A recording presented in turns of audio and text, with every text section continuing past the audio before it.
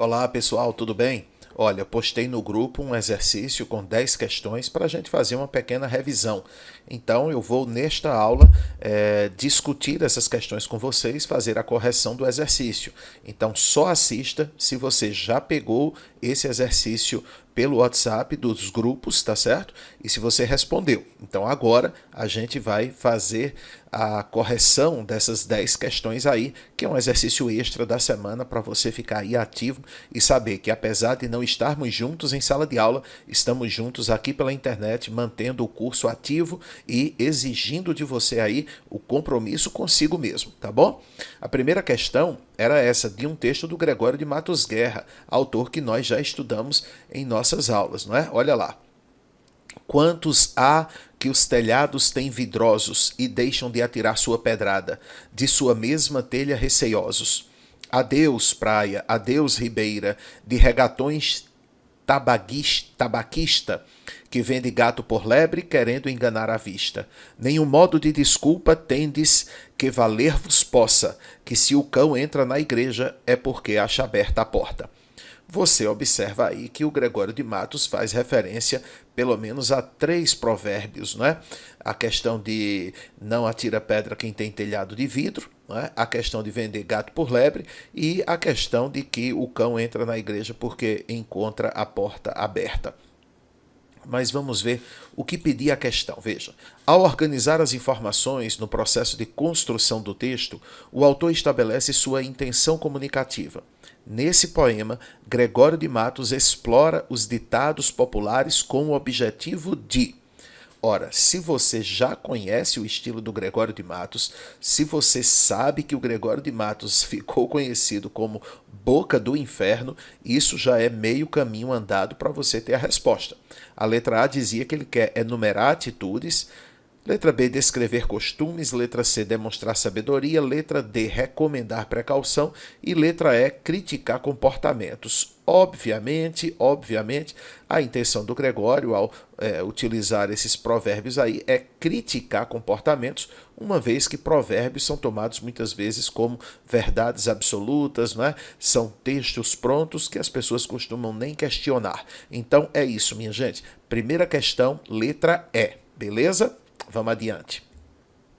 O segundo quesito, uma questão do Enem, contexto publicitário. Seu organismo já está acostumado com o açúcar e está difícil largar? O ideal é ir se acostumando aos poucos com cada vez menos açúcar. Ora, você está vendo aí que é um texto publicitário de uma linguagem relativamente simples, não é? Relativamente simples e, claro, vamos ver aí o que é que ele perguntava sobre esse texto. Vamos lá. Olha, a utilização de determinadas variedades linguísticas, variação linguística foi um assunto que a gente já estudou, em campanhas educativas tem a função de atingir o público-alvo de forma mais direta e eficaz. No caso desse texto, identifica-se essa estratégia pelo ou pela. Que estratégia? De atingir o público-alvo de forma direta e eficaz. Uma coisa importante nas questões do Enem é você observar o enunciado. O enunciado muitas vezes é um pouquinho longo e aí acaba desviando a atenção. Então o que nós queremos saber é o seguinte: para atingir o público-alvo, qual foi a estratégia utilizada pela campanha publicitária?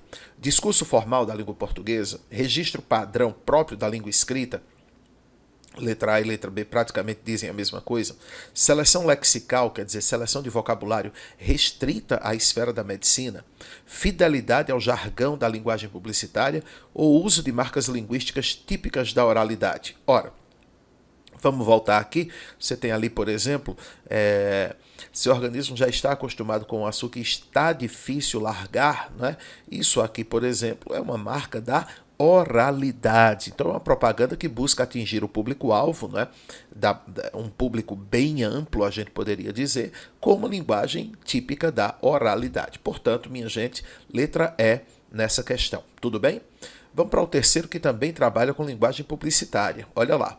Motorista legal é motorista consciente. Dê preferência e mantenha uma distância segura ao ultrapassar ciclistas.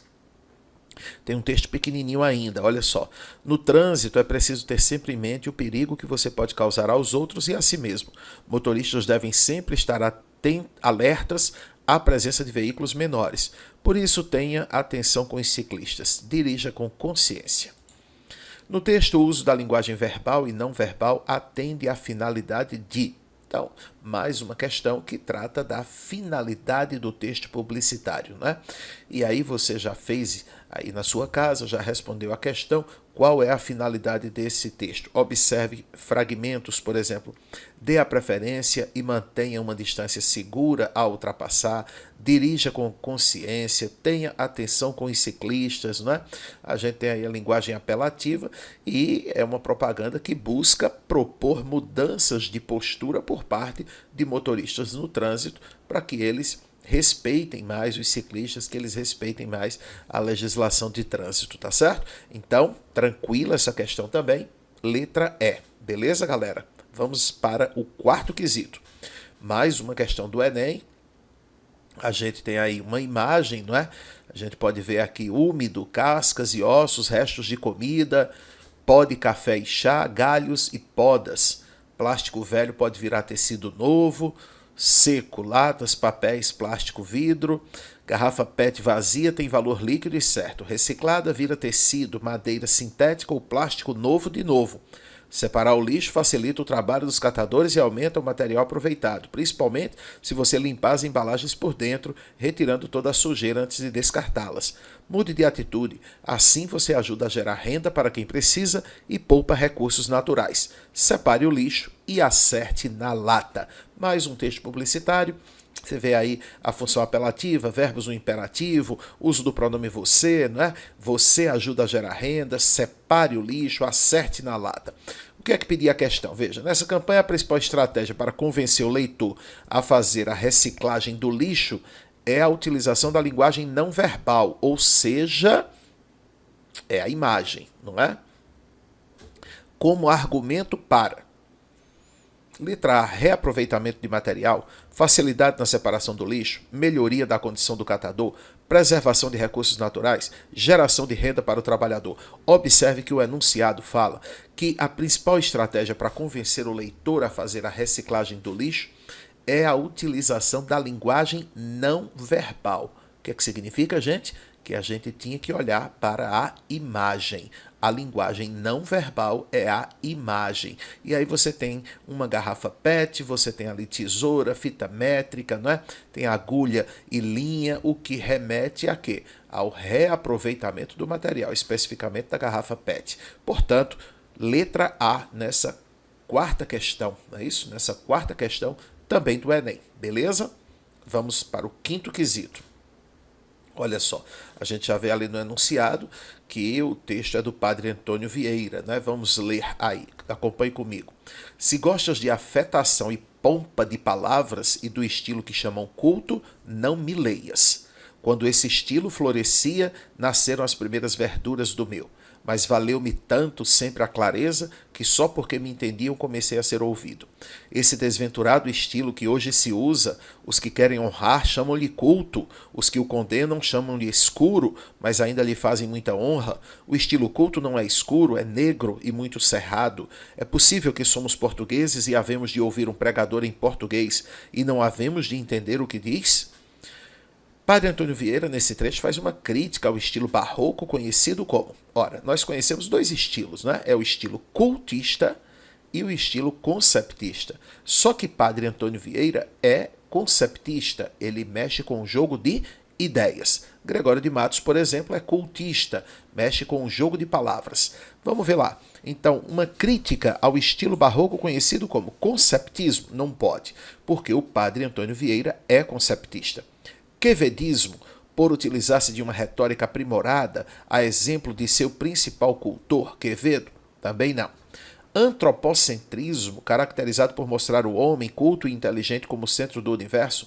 Antropocentrismo e teocentrismo se chocaram, né, gerando o barroco. Gongorismo, ao caracterizar-se por uma linguagem rebuscada, culta e extravagante.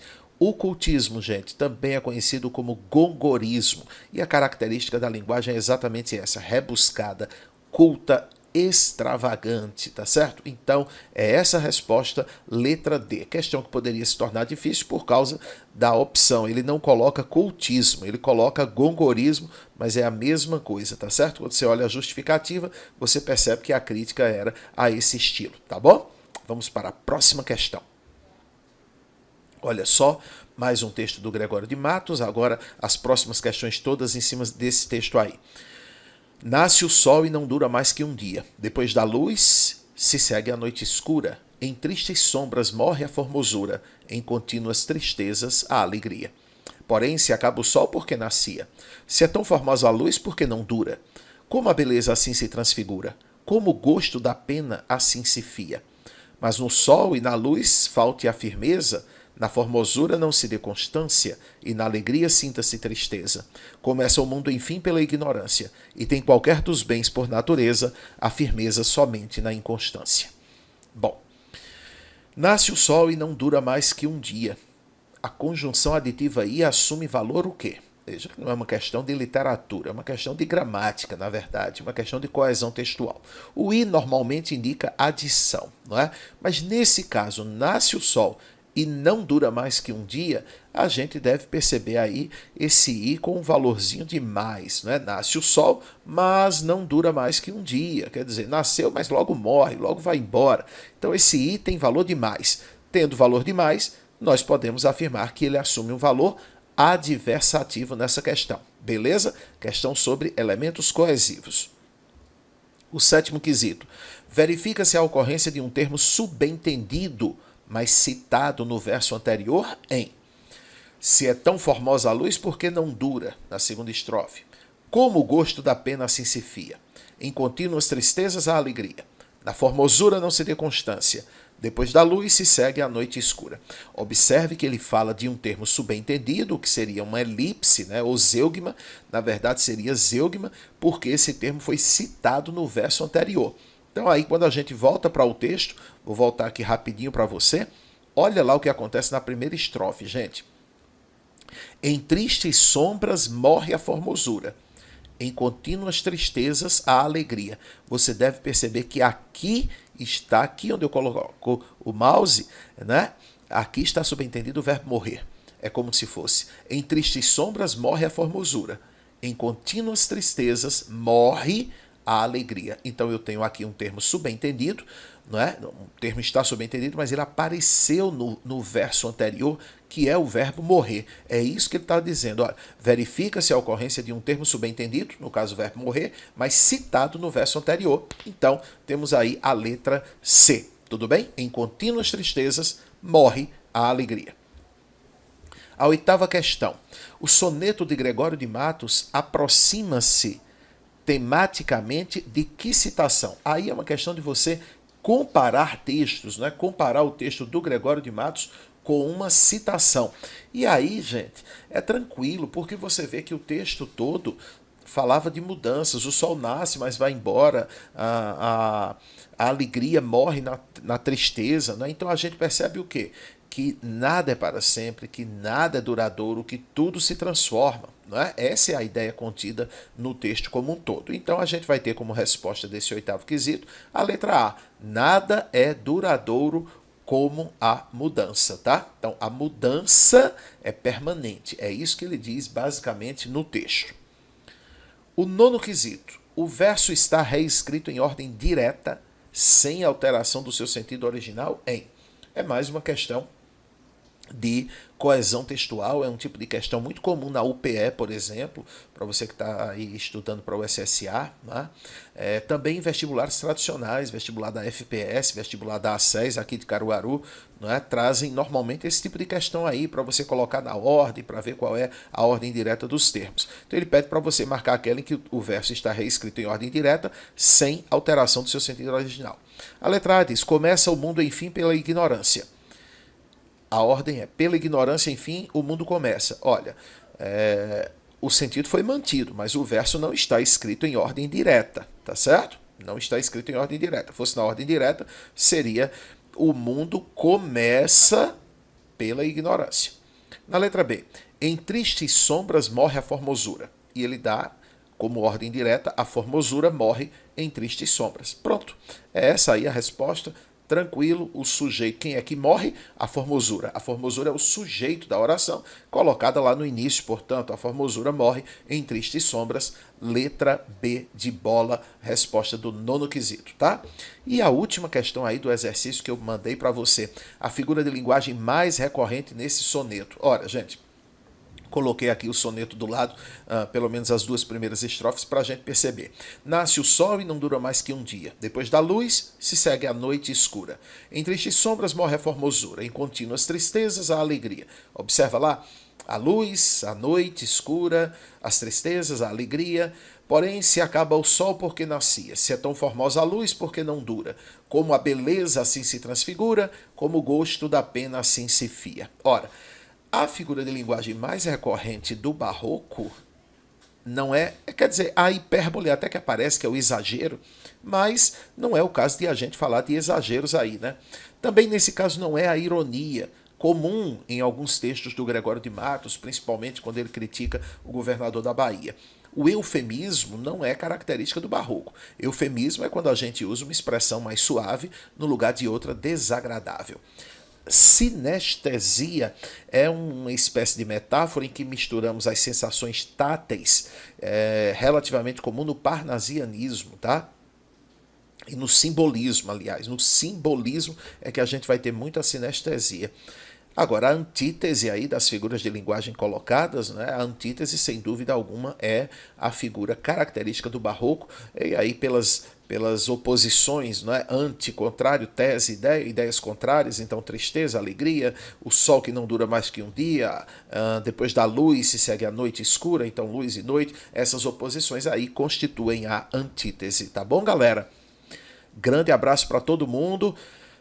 A gente já está preparando mais material para vocês aí, tá certo? E lembrando sempre, quem quiser levar a redação para o curso está aberto no horário de 9 da manhã ao meio-dia e das 14 horas até as 17. Nós estamos funcionando apenas nesses horários aí, tanto para receber as redações, vocês podem levar as redações lá e a gente vai pegando e vai corrigindo, como também para pagamentos. Você pode efetuar o pagamento nesses horários, de 9 ao meio-dia e de 14 às 17 horas. Honestamente, eu espero que essa crise possa ser superada muito em breve para que a gente possa voltar ao nosso convívio, né? Estar com vocês é de fato maravilhoso, mas por enquanto é preciso ter responsabilidade e nem por isso abrir mão dos estudos. Então a gente vai fazendo as aulas por aqui, você vai tirando as dúvidas, a gente vai dando a assistência para quando retomarmos, né, irmos com tudo para cima da aprovação, tá bom? Beijo para as meninas, abraço para os meninos, eu volto logo logo. Valeu, tchau!